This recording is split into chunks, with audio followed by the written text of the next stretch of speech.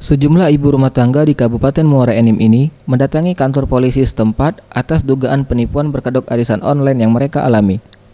Mereka mendatangi kantor polisi untuk melaporkan sang bandar arisan HF. Akibat ulah sang bandar arisan, para korban mengaku mengalami kerugian jutaan hingga ratusan juta rupiah. Sambil membawa sejumlah bukti, para korban langsung menuju unit SPK Polres Muara Enim untuk melaporkan dugaan kasus penipuan tersebut.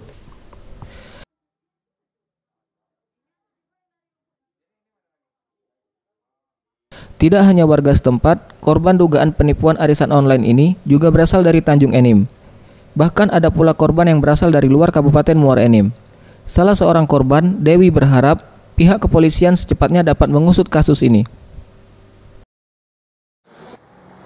Kami datang ke Polres Muara Enim ini untuk melaporkan membuat pengaduan yang telah ditipu oleh bandar arisan online.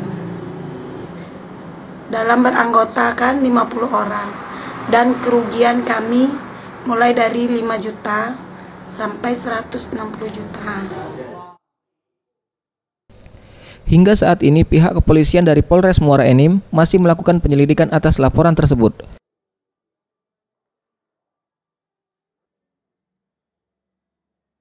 Zulfikri, Sriwijaya TV.